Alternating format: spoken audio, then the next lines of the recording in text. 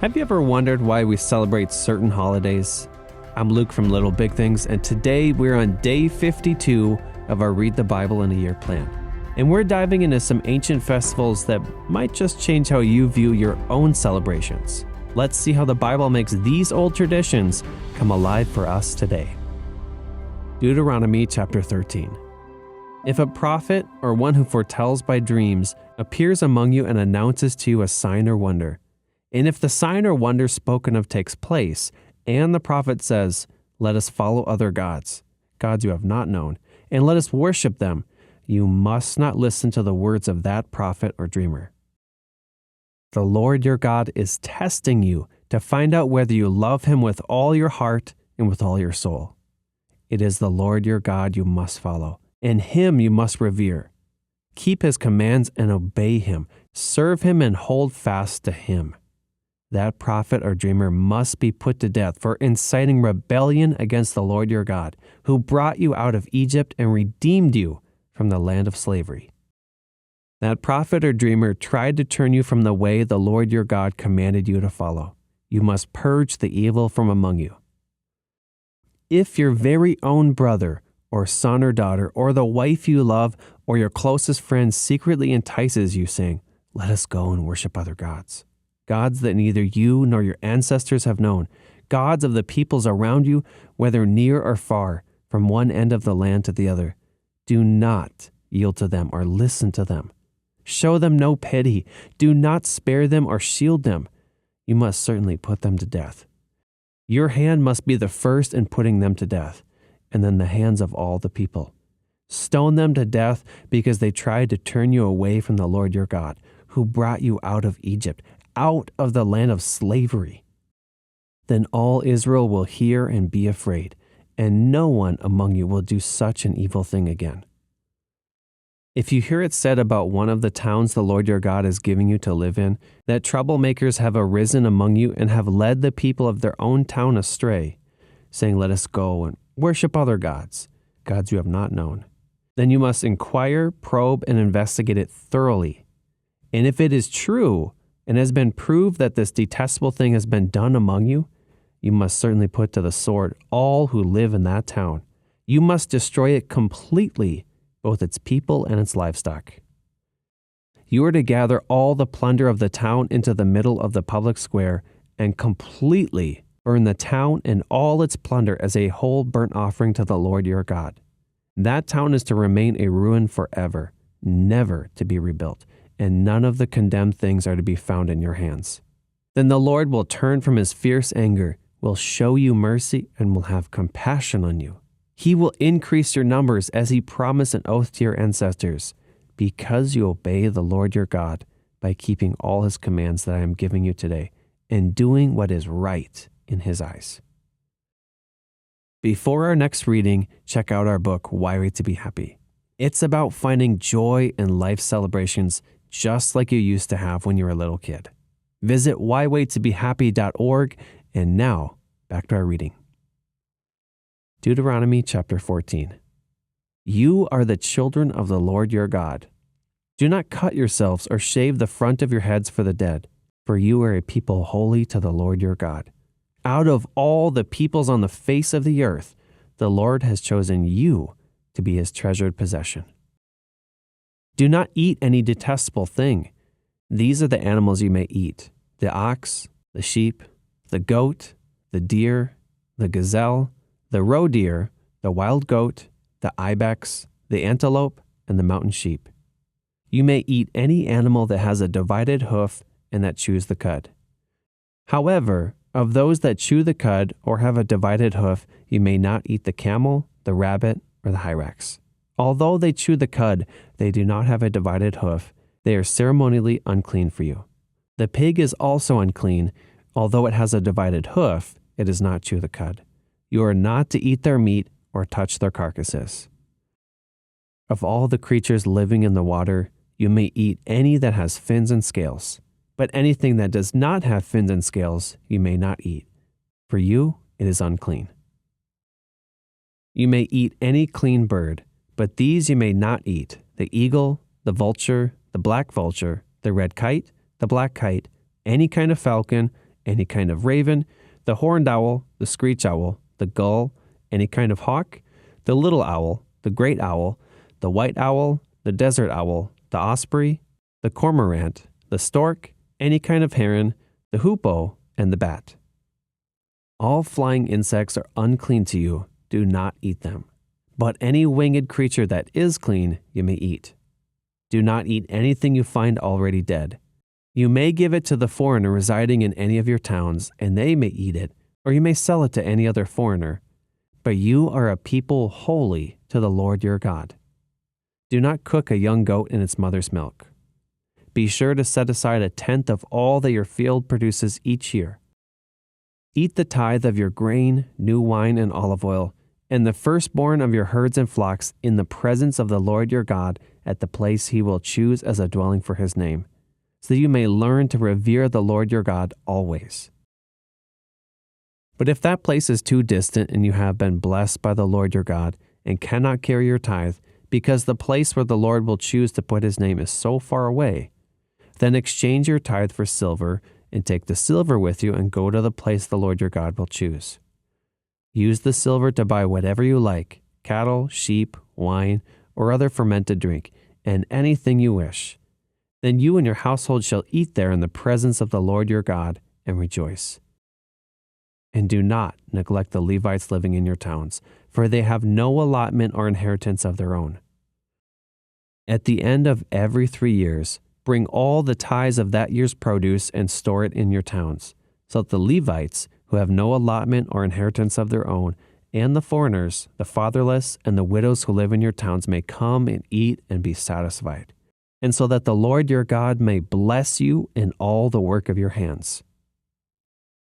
Deuteronomy chapter 15. At the end of every 7 years you must cancel debts. This is how it's to be done. Every creditor shall cancel any loan they have made to a fellow Israelite. They shall not require payment from anyone among their own people, because the Lord's time for canceling debts has been proclaimed. You may require payment from a foreigner, but you must cancel any debt your fellow Israelite owes you. However, there need be no poor people among you, for in the land the Lord your God is giving you to possess as your inheritance, he will richly bless you, if only you fully obey the Lord your God and are careful to follow all these commands I am giving you today. For the Lord your God will bless you as he has promised, and you will lend to many nations, but will borrow from none. You will rule over many nations, but none will rule over you. If anyone is poor among your fellow Israelites in any of the towns of the land the Lord your God is giving you, do not be hard-hearted or tight-fisted toward them. Rather be open-handed and freely lend them whatever they need. Be careful not to harbor this wicked thought. The 7th year, the year for canceling debts, is near, so that you do not show ill will toward the needy among your fellow Israelites and give them nothing. They may then appeal to the Lord against you, and you will be found guilty of sin. Give generously to them, and do so without a grudging heart. Then because of this, the Lord your God will bless you in all your work and in everything you put your hand to. There will always be poor people in the land. Therefore, I command you to be open-handed toward your fellow Israelites who are poor and needy in your land. If any of your people, Hebrew men or women, sell themselves to you and serve you 6 years, in the 7th year you must let them go free. And when you release them, do not send them away empty-handed.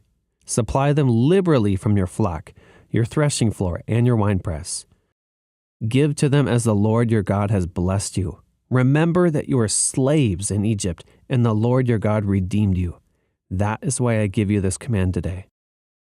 But if your servant says to you, I do not want to leave you, because he loves you and your family and is well off with you, then take an awl and push it through his earlobe into the door, and he will become your servant for life. Do the same for your female servant. Do not consider it a hardship to set your servant free, because their service to you these 6 years has been worth twice as much as that of a hired hand, and the Lord your God will bless you in everything you do. Set apart for the Lord your God every firstborn male of your herds and flocks. Do not put the firstborn of your cows to work, and do not shear the firstborn of your sheep. Each year You and your family are to eat them in the presence of the Lord your God at the place he will choose. If an animal has a defect, is lame or blind, or has any serious flaw, you must not sacrifice it to the Lord your God. You are to eat it in your own towns. Both the ceremonially unclean and the clean may eat it, as if it were gazelle or deer. But you must not eat the blood. Pour it out on the ground like water. Deuteronomy chapter 16. Observe the month of Aviv and celebrate the Passover of the Lord your God, because in the month of Aviv he brought you out of Egypt by night. Sacrifice as the Passover to the Lord your God an animal from your flock or herd at the place the Lord will choose as a dwelling for his name. Do not eat it with bread made with yeast, but for 7 days eat unleavened bread, the bread of affliction, because you left Egypt in haste, so that all the days of your life you may remember the time of your departure from Egypt. Let no yeast be found in your possession in all your land for 7 days. Do not let any of the meat you sacrifice on the evening of the first day remain until morning. You must not sacrifice the Passover in any town the Lord your God gives you, except in the place he will choose as a dwelling for his name. There you must sacrifice the Passover in the evening when the sun goes down on the anniversary of your departure from Egypt. Roast it and eat it at the place the Lord your God will choose. Then in the morning return to your tents. For 6 days eat unleavened bread, and on the 7th day hold an assembly to the Lord your God, and do no work. Count off 7 weeks from the time you begin to put the sickle to the standing grain. Then celebrate the festival of weeks to the Lord your God by giving a freewill offering in proportion to the blessings the Lord your God has given you. And rejoice before the Lord your God at the place he will choose as a dwelling for his name. You, your sons and daughters, your male and female servants, the Levites in your towns, and the foreigners, the fatherless and the widows living among you. Remember that you were slaves in Egypt, and follow carefully these decrees. Celebrate the festival of tabernacles for 7 days after you have gathered the produce of your threshing floor and your winepress. Be joyful at your festival, you, your sons and daughters, your male and female servants and the Levites, the foreigners, the fatherless, and the widows who live in your towns. For 7 days, celebrate the festival to the Lord your God at the place the Lord will choose. For the Lord your God will bless you in all your harvest and in all the work of your hands, and your joy will be complete. 3 times a year, all your men must appear before the Lord your God at the place he will choose, at the festival of unleavened bread, the festival of weeks, and the festival of tabernacles. No one should appear before the Lord empty-handed. Each of you must bring a gift in proportion to the way the Lord your God has blessed you. Appoint judges and officials for each of your tribes in every town the Lord your God is giving you, and they shall judge the people fairly. Do not pervert justice or show partiality. Do not accept a bribe, for a bribe blinds the eyes of the wise and twists the words of the innocent. Follow justice and justice alone, so that you may live and possess the land the Lord your God is giving you.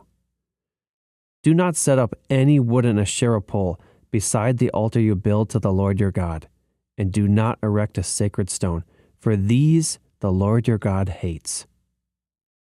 1 Corinthians 5, verses 6 through 8.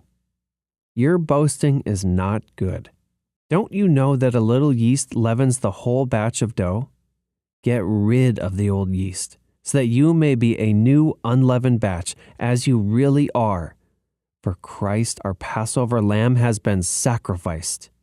Therefore, let us keep the festival, not with the old bread leavened with malice and wickedness, but with the unleavened bread of sincerity and truth. Psalm 81, verses 1 through 10. Sing for joy to God our strength. Shout aloud to the God of Jacob. Begin the music, strike the timbrel, play the melodious harp and lyre. Sound the ram's horn at the new moon, and when the moon is full on the day of our festival. This is a decree for Israel, an ordinance of the God of Jacob. When God went out against Egypt, he established it as a statute for Joseph. I heard an unknown voice say, I removed the burden from their shoulders. Their hands were set free from the basket. In your distress you called and I rescued you. I answered you out of a thundercloud.